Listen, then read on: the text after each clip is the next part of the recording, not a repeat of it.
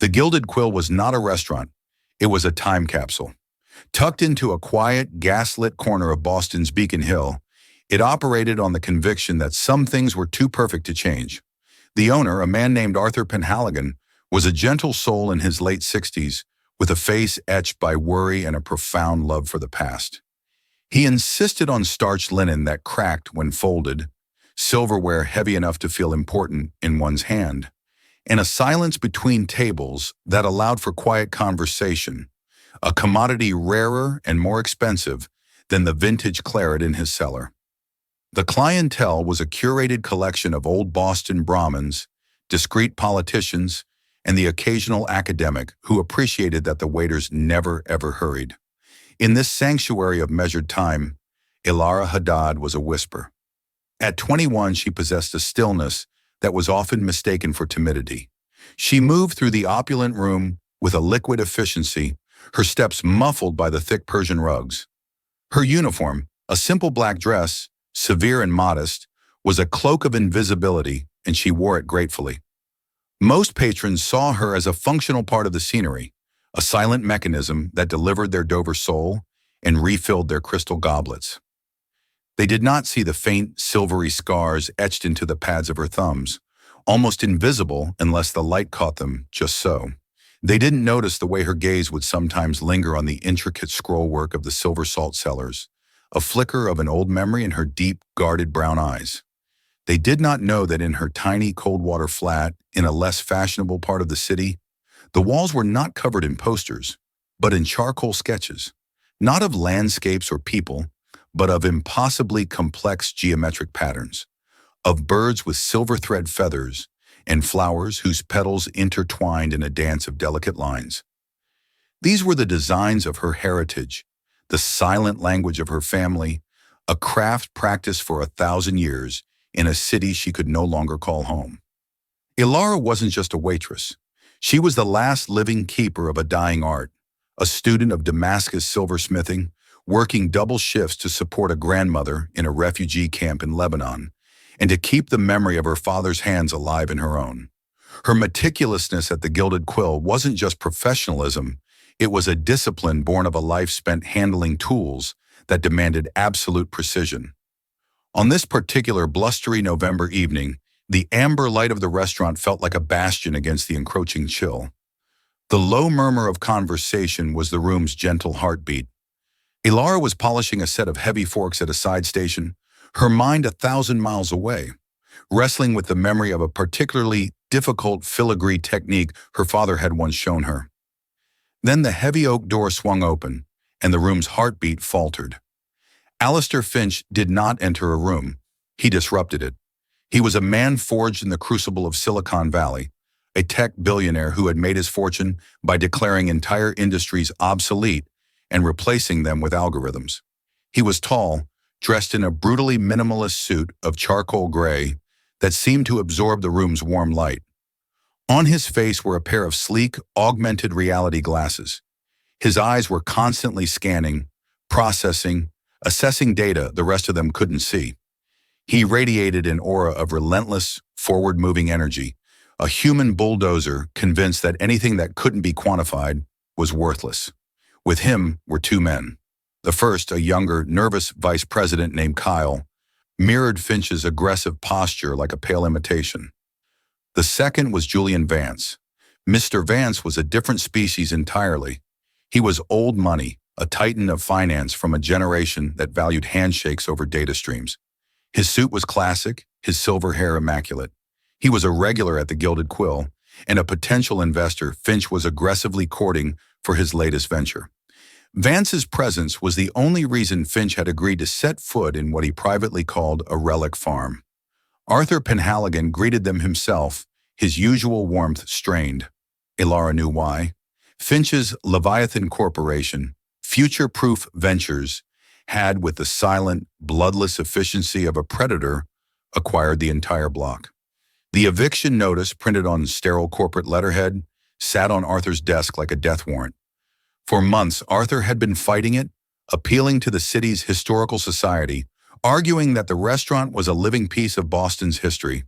To Finch, it was an inefficient use of prime real estate, a decaying structure occupying a footprint destined for Finch Hub, Boston, a 60-story automated vertical complex of drone delivery ports, server farms, and micro-apartments. "The corner booth," Finch commanded, his voice a sharp staccato that cut through the room's gentle hum. He tapped his glasses.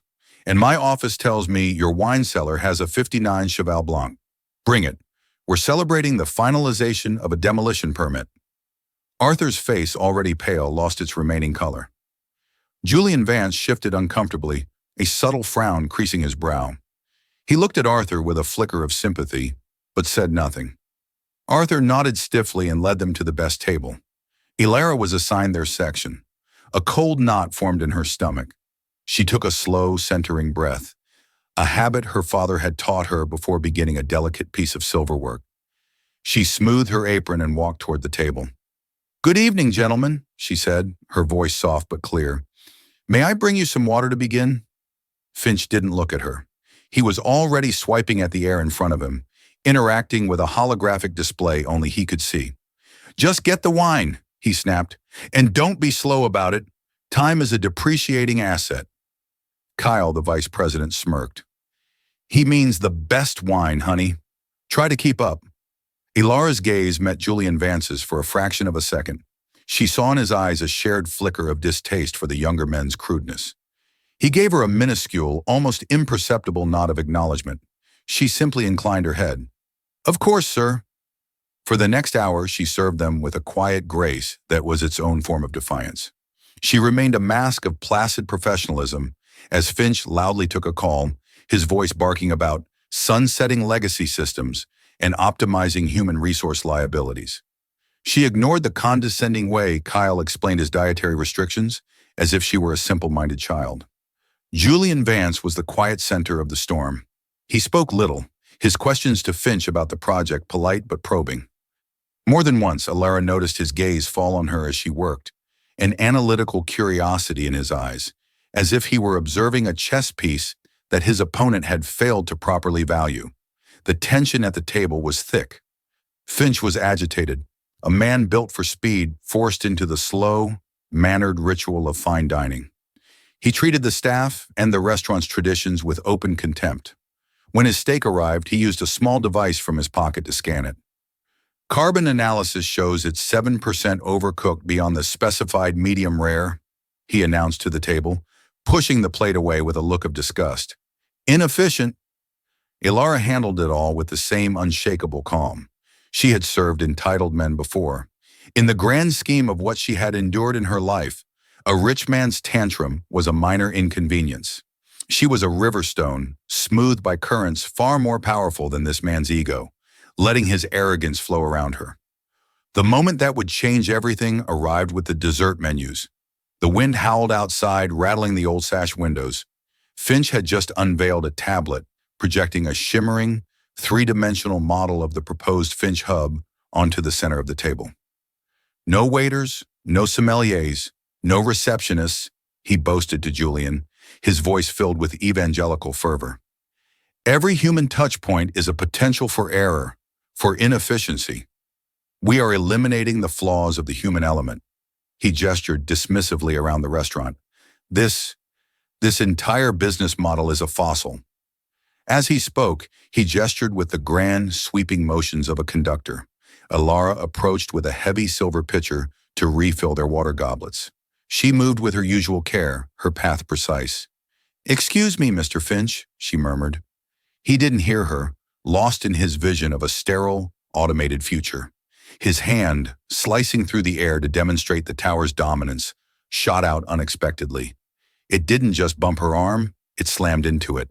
The heavy silver pitcher flew from her grasp. Time seemed to slow. The pitcher spun, a silver comet in the candlelight, before crashing onto the table. Ice and water exploded across the white linen, drenching the tablet and, more importantly, shorting it out with a fizz and a puff of acrid smoke. The shimmering projection of the Finch Hub vanished into nothingness. A profound, dead silence descended upon the table, then spread to the rest of the restaurant. The gentle hum of conversation ceased. Every eye was turned towards them. Finch stared at his now dead tablet, a dark puddle spreading around it. His face, which had been animated with zealous pride, contorted into a mask of pure, cold fury. He slowly, deliberately, lifted his gaze from the ruined device to Alara.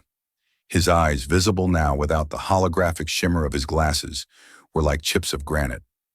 Kyle gasped theatrically. "You clumsy idiot! Do you have any idea what you've done? That was a one-of-a-kind prototype."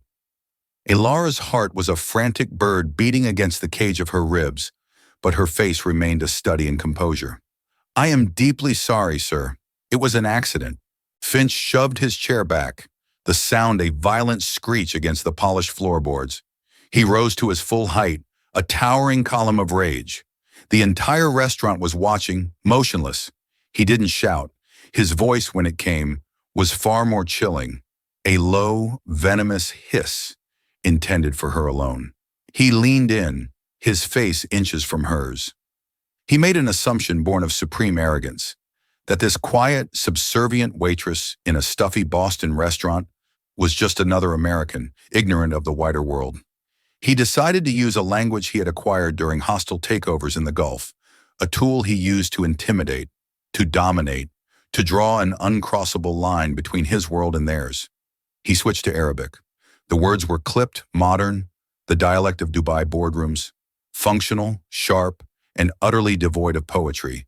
They dripped with a sterile, corporate contempt. Anta mithil al-gubar i'ala athar kadim, yajib mashuk wansianuk. He had not called her a dog or a waste of air. He had called her something far more aligned with his own brutal philosophy. He had told her, "You are like the dust on an old relic, meant to be wiped away and forgotten." It was an insult designed to erase her very existence, to classify her as obsolete data, a rounding error in his grand design. He smiled, a thin, cruel slash of a smile, expecting to see the vacant confusion of a person utterly defeated. He straightened up, ready to motion for Arthur to fire her on the spot. He had delivered his final, crushing blow, but Alara did not look confused. She did not look afraid. For the first time all evening, the mask of the invisible waitress dissolved. Something ancient and unbending rose in its place. Her posture changed. She drew herself up, her spine not just straightening, but aligning, as if with a magnetic pull to some unseen pole of dignity. She lifted her chin, and her brown eyes, no longer guarded, met his directly. The weariness was gone, replaced by a fire that had been banked for years, glowing now with an incandescent heat. A single silent beat passed. And then she answered him. The Arabic Alistair Finch had spoken was a tool. The Arabic Alara Haddad spoken reply was an art form. It flowed from her not as a learned language, but as the river of her soul. It was the rich, melodic, and ancient dialect of Damascus, the language of poets and artisans, a tongue that held within its cadences the scent of jasmine and the gleam of polished silver. Her voice was not loud, yet it sliced through the restaurant's silence with the clean, ringing precision of a master craftsman's hammer, striking true. Al-Gubar aldi tahtakiru, yasaidi, hutarakum al-zaman wal-hikayat, ina burhan yala al-qima. Rajul la yara, ila bariq al-jadid, hu ema ian ruh alayalam. The intricate, devastating words hung in the air like a tapestry of sound. Alistair Finch's cruel smile froze, then shattered. His eyes widened, the granite certainty in them fracturing, replaced by a raw, uncomprehending shock. Kyle stared, his mouth agape. But Julian Vance, the old financier, leaned forward slightly. His eyes narrowed, recognizing, not the words, but the undeniable cadence of absolute authority. He was witnessing a masterclass, and he knew it. Alara had just told him, with breathtaking, poetic fluency, "The dust you despise, sir, is the accumulation of time and stories. It is the proof of value. A man who only sees the shine of the new is blind to the soul of the world." She was not done. She held his stunned gaze, her own unwavering, her voice dropping to a near whisper, yet carrying even more weight. ربما ينتقدي وقتا أقل في بناء أبراج من الخرسانة وقتا أكثر في بناء جسر إلى قلبك قد تختفي من الفراغ الذي يوجد داخلك. Perhaps you should spend less time building towers of concrete and more time building a bridge to your own heart. You might be terrified by the emptiness you find within. Every syllable was perfectly placed, every intonation a subtle note in a symphony of rebuke. She had not simply countered his insult, she had dissected his entire worldview. She had taken his weapon, the language he used for conquest, and revealed it to be a crude club compared to her own exquisitely sharp sword. She had exposed the spiritual bankruptcy of his futurism with the ancient wisdom of her past. Alistair Finch, a man whose entire life was built on having the next word, the final say, the disruptive answer, was rendered utterly, profoundly speechless. It was as if she had reached into his source code and deleted his operating system. He could only stare at this waitress, this relic, this speck of dust, who had so completely and elegantly dismantled him. Who was she? Where did this come from? His hyper-analytical mind raced, trying to categorize her, to process the impossible data point she represented. The fluency, the accent, it wasn't learned, it was inherited. It was the sound of a world he had only ever seen on a balance sheet, a place to be strip-mined for resources or leveled for progress. The spell was broken by Arthur Penhaligon rushing to the table, his face a mask of panic. "Mr. Finch! Ilara! What is happening? Is everything all right?" Ilara's gaze finally broke from Finch's. She turned to her boss, and the fire in her eyes softened, replaced by a familiar, deep-seated sorrow. The ghost of the invisible waitress was back, but she would never be the same. "It's all right, Arthur," she said in English, her voice steady. "There was a spill. I was just offering the gentleman a sincere apology." An apology. The word was so absurdly, beautifully inadequate. She had just performed a flawless verbal vivisection and was calling it an apology. Finch found his voice, but it was a rough, alien sound. "Get my coat," he rasped at Kyle, his eyes still locked on Ilara. "But Alistair, the merger details with Mr. Vance," Kyle stammered. "Now!" Finch snarled. Kyle and a visibly shaken Finch scrambled to their feet. Julian Vance, however, rose slowly, deliberately. He placed his napkin on the table and looked at Ilara, his expression one of deep, unadulterated respect. Then he turned to Finch. "Alistair," he said, his voice calm but carrying the weight of his station, "I believe my car is waiting. I find I've lost my appetite for demolition." Without another glance at Finch, Julian Vance walked over to Arthur, shook his hand firmly, and left the restaurant. Finch stood there for a moment longer, his world tilting. He was no longer looking at Ilara with anger. It was a look of profound, terrifying bewilderment. He threw a thick stack of $100 bills onto the table, far more than the cost of the meal, but it wasn't a tip. It was a retreat. It was the desperate act of a man trying to pay his way out of a debt that wasn't monetary.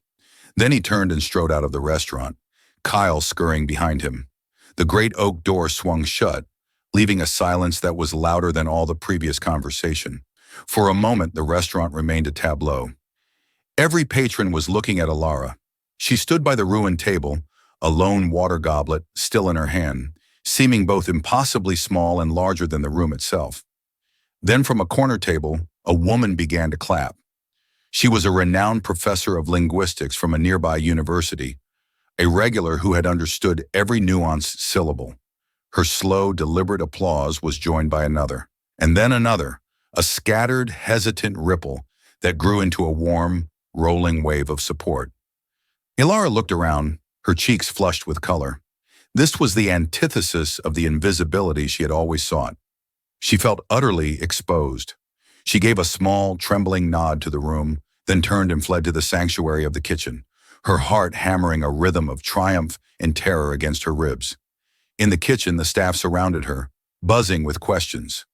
"What did you say to him, Ilara? I've never seen a man like that turn to stone." She leaned against the cool stainless steel, the adrenaline beginning to fade, replaced by a cold, creeping dread. For one brief, glorious moment, she hadn't been Ilara Haddad, the waitress. She had been Ilara, daughter of Omar Haddad, the finest silversmith in Damascus. She had been the girl who grew up with the scent of solder and the sound of her father reciting Rumi as he hammered stories into metal. The language Finch had used as a weapon was the language of her father's blessings, of her mother's lullabies, of her lost and beautiful home.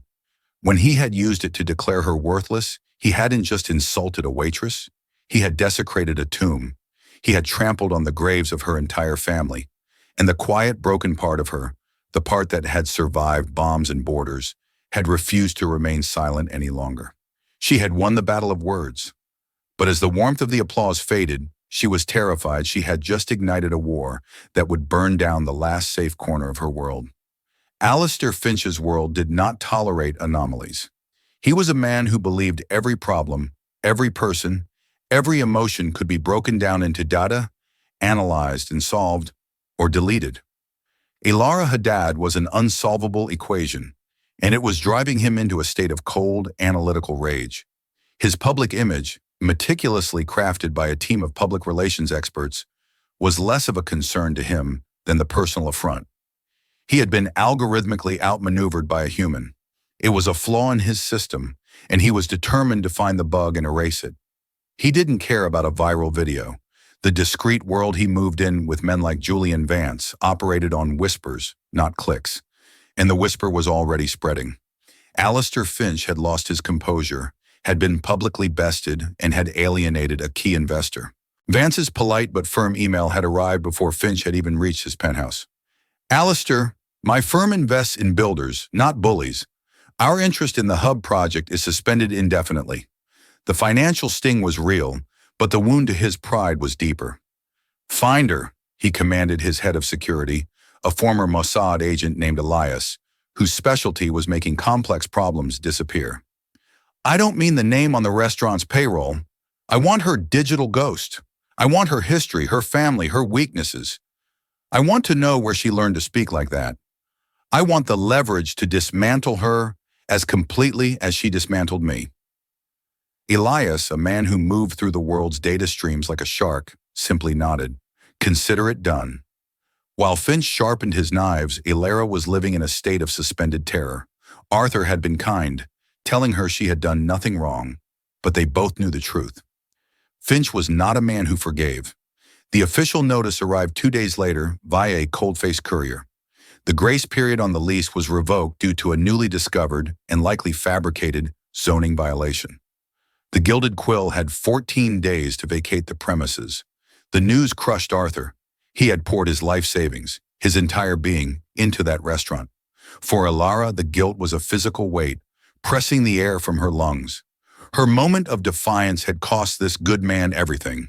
Her friends, the cooks, the other waitstaff, the dishwasher who was putting his son through college, would all lose their jobs because she could not hold her tongue. The pride she had felt was a fleeting warmth, now extinguished by the cold reality of the consequences. Elias was ruthlessly efficient. 2 days later, a secure encrypted file appeared on Finch's desktop. The subject, Haddad Ilara, full spectrum analysis.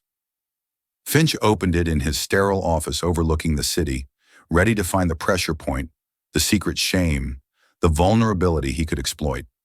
He scrolled past the basics. Age 21, status, political refugee, granted asylum 4 years prior. Country of origin, Syria, city, Damascus. This explained the accent, but not the poetry, not the steel in her spine. Then he opened the subfolder labeled Family History. And the world shifted. The file contained translated documents, old articles from artisan journals, and reports from human rights organizations. Her father was Omar Haddad. The name meant nothing to Finch, but a quick cross-reference search brought up images and articles that made him pause. Omar Haddad wasn't just a silversmith. He was a master silversmith, a living treasure whose family had been crafting intricate silver and copper inlay for generations, their work housed in museums and private collections around the world. He was a guardian of an ancient, revered art form. Finch, a man who only valued what was new, found himself looking at photos of breathtakingly beautiful objects, vases, plates, ceremonial daggers, all covered in designs so complex and graceful they seemed to hum with life. He saw a photo of Omar Haddad in his workshop, his face kind, his hands strong and sure. Standing next to him was a younger Ilara, maybe 14 or 15, holding a small hammer, her eyes focused in intense concentration on a piece of silver in front of her. She wasn't smiling. She was working. The file continued, turning from art to horror. It included satellite images of a Damascus neighborhood, once famous for its artisan workshops, now reduced to a monochrome landscape of rubble. There was an eyewitness report from a Red Cross worker. A barrel bomb. The Haddad workshop and home, gone. The report listed the casualties. Omar Haddad, deceased. Amara Haddad, mother, deceased. 2 younger brothers, deceased. 1 survivor, Ilara Haddad, age 17. Pulled from the wreckage by neighbors, she had spent months in a refugee camp in Jordan before being resettled through a UN program. The last document was a digitized photo from an old magazine profile on her father. It showed the whole family smiling in their sun-drenched courtyard. Ilara stood beside her father, her hand resting on a large, ornate silver platter they were clearly working on together. The light in her eyes in that photo was a sun. The light Finch had seen in the restaurant was a forge. Alistair Finch leaned back in his chair, the silence of his vast office pressing in. The air felt thin. A cold, hollow sensation, utterly alien to him, spread through his chest. This wasn't a waitress. This was the sole survivor of a massacre. This was the last custodian of a 1,000-year-old artistic legacy. He, Alistair Finch, a man who celebrated destruction as disruption, had stood over this orphan, this keeper of a sacred flame, and told her she was dust to be swept away. He had used the language of her ancestors, the language her father had likely used to teach her his craft, to declare that very craft, and her by extension, obsolete, the emptiness she had spoken of. You might be terrified by the emptiness you find within. Her words echoed in the sterile room, no longer an insult, but a diagnosis. He looked at the model for his new hub, a cold, soulless stack of glass and steel designed to erase history, to eliminate the beautiful, inefficient, flawed humanity of a place like the Gilded Quill. He thought of Ilara in her father's workshop, learning an art that required patience, history, and soul. For the first time in his adult life, he felt a flicker of something that was not anger, not frustration, but shame. It was a deeply unpleasant, inefficient emotion, and it terrified him. He had set out to find a weakness to destroy her. Instead, he had found a story of unimaginable strength and a mirror that reflected his own profound poverty. His plan for revenge turned to ash in his mouth. He was a man who only knew how to build or break. He had no idea what to do with something that had already been broken and had refused to be destroyed. He picked up his phone. He did not call his lawyers. He called the one man who had witnessed his humiliation and had reacted not with fear, but with principle. "Julian," he said when the older man answered, "I need your advice." Julian Vance listened patiently on the other end of the phone as Finch, in clipped, emotionless tones, recounted the details from the dossier. He omitted his own feelings of shame, framing it as a complex data problem he was trying to solve. "So the asset is more resilient than projected," Finch concluded, falling back on the sterile language of his world. "The standard leverage protocols are inappropriate." There was a long silence from Julian's end. When he finally spoke, his voice was dry as dust. "Alistair, she is not an asset. She is a human being. A young woman who has endured more horror than you and I could conjure in our worst nightmares.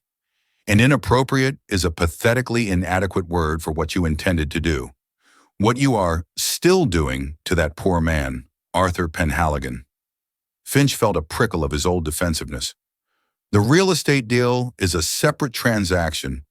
"Don't be a fool, Alistair," Julian cut in, his voice sharp with a rare anger. "Nothing is separate now. You made it personal. The question is, what are you going to do about it? Are you going to continue to be the bulldozer your reputation suggests? Or are you, for the first time, going to try to be an architect?" The word hung in the air between them. Architect. A builder, not a breaker. "What do you propose?" Finch asked, his voice tight. "I propose you stop thinking about how to win and start thinking about how to be worthy of the lesson she gave you, Julian said. First, you will call your lawyers and you will tell them to tear up that eviction notice. You will personally call Arthur Penhaligon and apologize. You will cover his legal fees and any business lost. That is the simple, non-negotiable cost of entry back into the world of decent men. And second, Julian said, his voice softening slightly, you will arrange to meet with the young lady, not to intimidate her, not to offer her blood money, but to listen. You will go to her not as a conqueror, but as a student. You may be surprised what you learn. The idea was galling to Finch. To cede control, to apologize, to learn from a waitress. Every instinct screamed against it.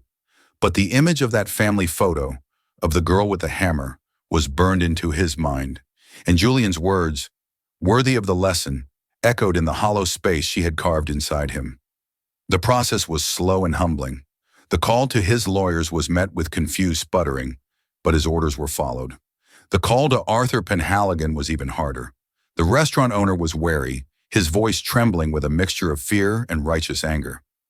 Finch offered his apology not with grace, but with a clumsy, factual sincerity. He promised to make him whole.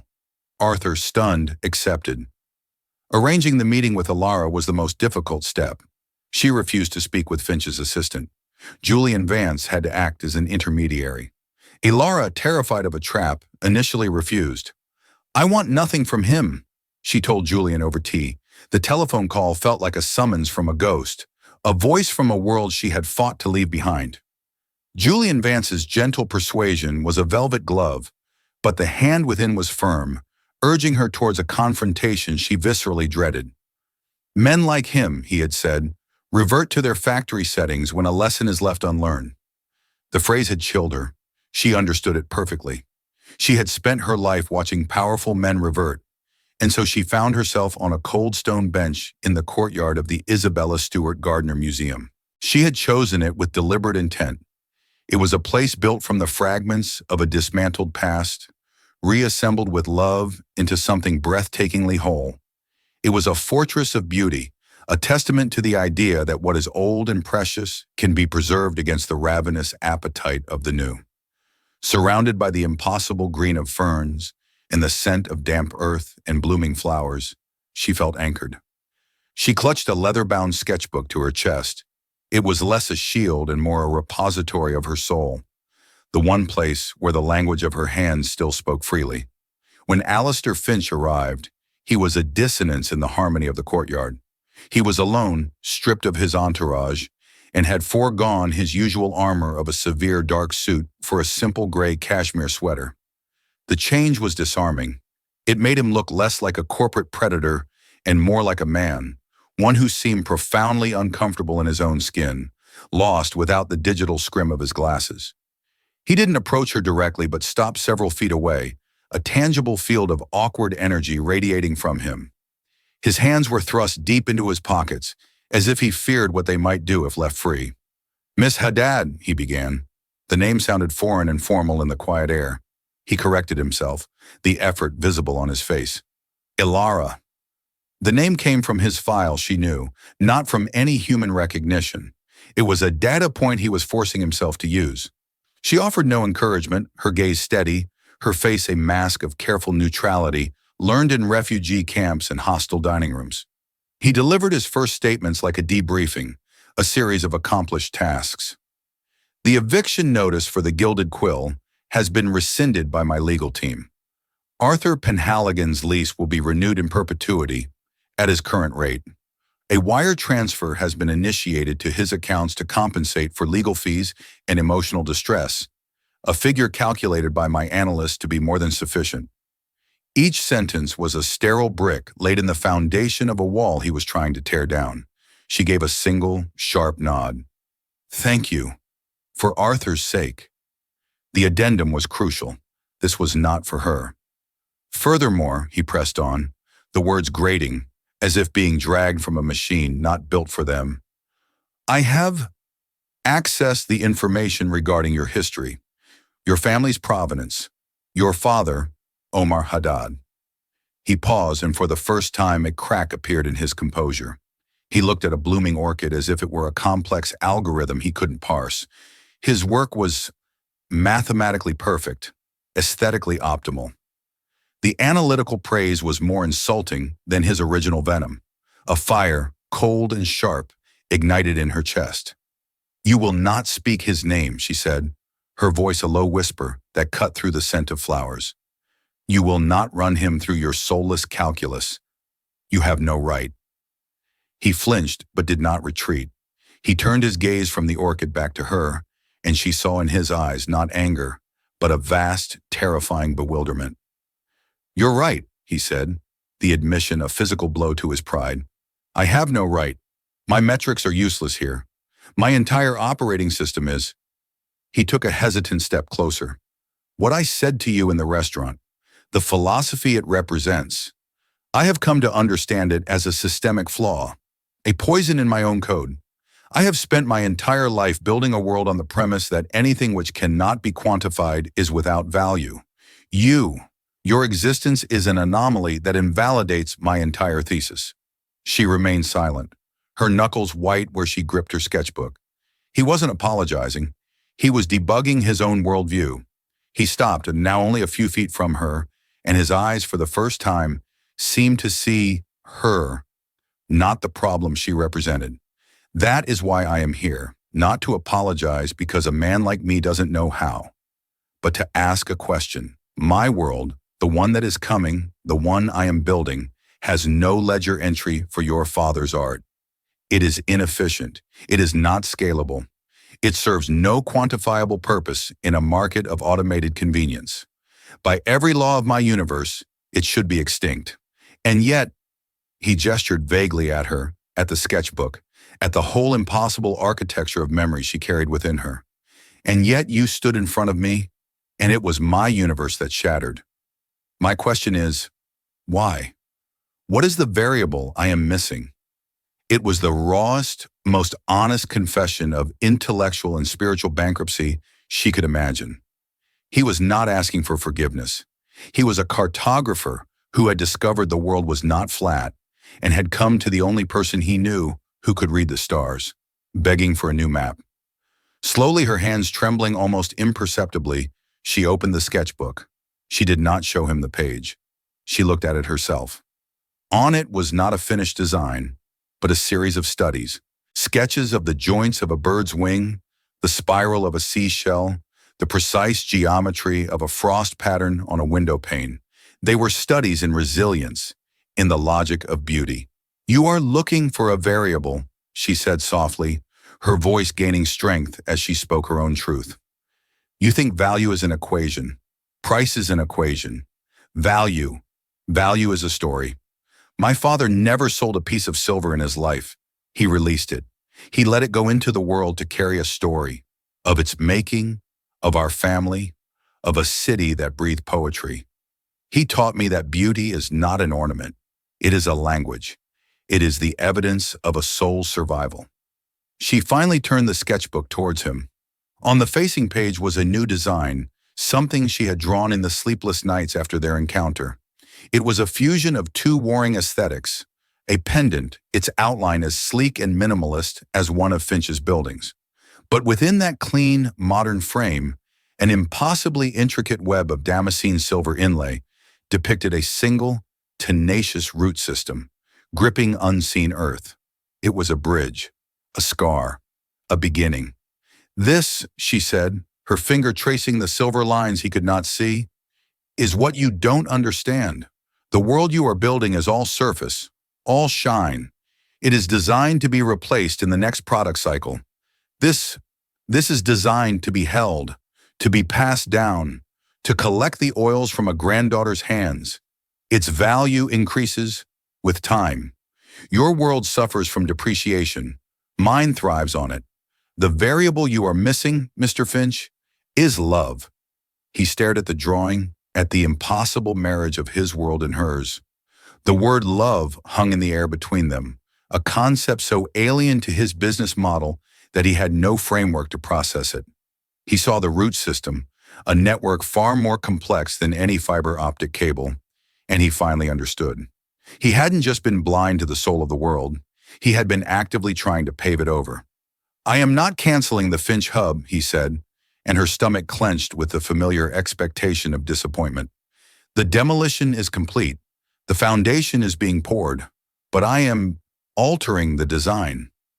He looked up from the drawing, his eyes locking onto hers, the bewilderment now tinged with a desperate nascent purpose. "The first 3 floors. I am gutting the plans. I want to build a space there, not a museum to display dead things, a workshop, a school, a place where these stories are not just preserved, but created, where they can evolve." He took a breath. "I can provide the capital, the real estate, the corporate infrastructure, but it will be a sterile shell. It will be another one of my empty towers. It needs a soul. I need an architect for that, not for the steel and glass, for the idea." The offer was a cataclysm. It was audacious, impossible. Her mind, conditioned by years of survival, screamed that it was a trap, a way for him to acquire her story, to commodify her heritage, to turn her father's legacy into a public relations campaign for his own redemption. She searched his face for the telltale flicker of deceit, the predatory glint of a hostile takeover. She found none. She saw only a man who had stared into the emptiness she had shown him and was now terrified of what he saw. He was not offering her a gift. He was begging her to save him from himself. She thought of her father on their last day in the workshop, the air thick with dust and the coming dread. "A craft is not in the hands, Alara," he had told her, polishing a small silver bird until it shone. "It is in the passing of it from my hands to yours and from yours to another's. A story dies only when it is no longer told." He would not want her story to be one of perpetual fear and refusal. He would want it to be one of continuation, of courage, of planting a garden in the rubble. She closed the sketchbook, the decision settling within her, heavy and fragile as glass. "The space will require northern light," she stated, her voice devoid of any gratitude, replaced by the cool, clear authority of a master craftsman setting her terms. "The floors must be solid wood, to absorb the shock of a dropped tool. The workbenches must be of aged oak, 3 inches thick. And the tools," she paused, lifting her chin and meeting his gaze directly. "The tools will be my choice. No compromises. The best or nothing at all." A strange, unfamiliar expression crossed Alistair Finch's face. It was not the triumphant smirk of a deal closed, but the slow, dawning relief of a man who had been given a blueprint for his own salvation. "The best," he agreed, his voice rough with an emotion he couldn't name. "Tell me what you need. I will build it for you." The 18 months that followed were not a graceful montage of redemption, but a grinding, often painful process of translation between 2 universes. The entity they were building, which the world would come to know as the Haddad Guild, became the crucible for both their transformations. Their first major conflict came over the architectural plans. Finch's team presented Alara with a design for the workshop that was a marvel of ergonomic efficiency. Clean rooms, automated ventilation, tool stations arranged by a time-motion study algorithm. It was sterile, shadowless, and perfect. She rejected it outright. "This is a laboratory, Mr. Finch," she said, spreading her own charcoal sketches across the polished boardroom table. Her drawings were full of arches, alcoves, and deliberate imperfections. "A craft needs shadows for the light to have meaning. It needs dust. It needs the scent of wood and hot metal to hang in the air. It needs a soul. Your design is a prison for creativity." The old Finch would have crushed her with condescending logic about productivity and cost-effectiveness. The new Finch, struggling, listened. He argued, he pushed back, but he listened. He fought for his efficiency, she for her soul, and in the brutal, honest friction between them, a new design was forged, one that was both beautiful and functional, a space that honored the past while enabling the future. He taught her his world. He sat with her for hours, forcing her to understand balance sheets, endowments, and supply chain logistics. "Passion is an accelerant, Alara," he told her once, his tone still clipped and impatient. "But it burns out. A sustainable business model is the vessel that contains the fire." She hated it, but she learned. She learned to fight for her budget with the same ferocity she fought for the quality of her silver. She, in turn, taught him hers. She did not lecture. One day, as he was growing frustrated with the slow pace of sourcing rare wood for the benches, she brought him into a temporary space she had set up. She placed a small, heavy ingot of raw silver in his hand. "Feel its weight," she commanded. "It is cold. It has no story." Then she handed him a small, exquisitely detailed silver bird, one of her father's last completed pieces. It was light, warm from her own hands, and seemed to vibrate with latent life. "His story is in this now," she said simply. "The time it took, the sweat, the frustration, the single moment of perfect inspiration. That is the value. You cannot rush the transfer of a soul into an object." He held the bird, turning it over and over, his hyper-analytical mind for once silent, surrendering to the simple, profound weight of a story made tangible. He never complained about the project's timeline again. He began leaving his augmented reality glasses in his car, then in his office, and finally in a drawer. He started to learn to see the world with his own eyes. For Alara, the journey was an excavation of her own heart. Building the guild forced her to systematically unpack every memory of her father's workshop, every technique he had taught her, every story he had told. Some days the memories were a warm embrace. On others, the grief was a physical presence in the room, a cold specter that made her hands shake and her vision blur. During one such moment, surrounded by half-finished plans, the weight of being the sole inheritor, the last link in a chain of centuries, became unbearable. She fled the construction site and walked the city blocks until she found herself outside the Gilded Quill. Arthur, seeing the ghost of her old terror in her eyes, sat her down in his quiet office with a cup of tea. She confessed her fear, her feeling of being an imposter, a girl playing at being a master. "My dear," Arthur said, his voice the calm center of her storm, "a legacy is not a treasure you lock in a vault. It is a seed. Your father gave it to you. He did not expect you to build the exact same tree. He trusted you to find the right soil to plant it in. Even if," he added with a wry smile, "the soil is owned by a very difficult man." His simple wisdom settled her. She was not merely rebuilding her father's world. She was planting its seed in a new and alien land, and it was her right, her duty, to let it grow into something new. The Hatted Guild opened its doors on a crisp autumn afternoon, 2 years after the incident at the restaurant. It was a sanctuary of light and scent and sound nestled in the silent, monolithic base of the Finch hub. Outside, the city pulsed with Finch's automated future. Inside, a different kind of time was kept, measured by the patient rasp of a file on metal, the soft whisper of a brush applying gold leaf, the steady, rhythmic tapping of a master's hammer. Alara had sought out and sponsored artisans from across the world, masters of dying arts who now had a place to work and to teach. Alara was no longer the invisible waitress. She was the guild's founding director, a title that felt both impossibly grand and perfectly right. The weary caution in her eyes had been replaced by a focused, incandescent light. She moved through the workshop with an innate authority, her hands as comfortable correcting a student's grip as they were signing an invoice. At the first anniversary celebration, the workshop was filled with a vibrant crowd. Arthur Penhaligon stood talking with Julian Vance, both men observing the scene with the quiet satisfaction of having played a small but crucial role in a miracle. Alistair Finch was there, not at the center of attention, but on the periphery, speaking quietly with a young calligraphy student, asking about the chemical composition of her ink with a genuine, almost childlike curiosity. Alara stood to address the guild's patrons and students.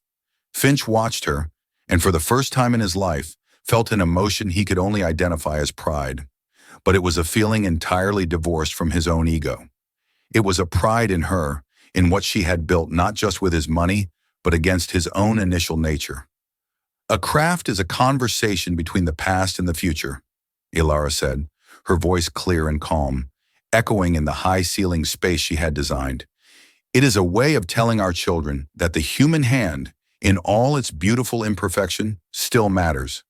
My father taught me that we are all custodians of a fire. Our duty is not to worship its ashes, but to carry its flame forward and use it to light another's torch. Later, when the crowd had thinned, Finch found her standing before a glass case. Inside was her latest masterpiece, an ornate silver astrolabe. But instead of the traditional star charts of the ancient world, its intricate interlocking discs were etched with two constellations: the stars visible over Damascus on the night she was born, and the stars visible over Boston on the night the guild had opened. A map of two homes, two lives, calibrated to find one's way between memory and hope. "He would be proud of you, Alara," Finch said, his voice quiet, stripped of all its old arrogance. "More than proud, he would be in awe." Alara watched their reflections in the glass, the ghost of the billionaire and the ghost of the waitress. Now something else entirely. A small, genuine smile touched her lips. "He would have been surprised by you, Alistair," she replied, using his first name for the first time. "He loved working with difficult materials.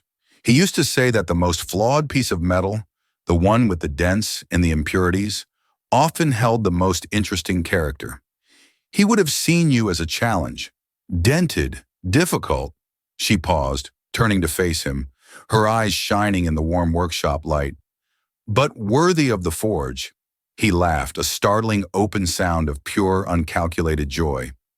The insult she had once used to dismantle him had been reforged into the highest compliment she could offer, an artisan's acknowledgement of his own painful, necessary reshaping. The evening air carried the distant, sterile hum of the city's future. But here, inside the heart of the machine, a different sound persisted.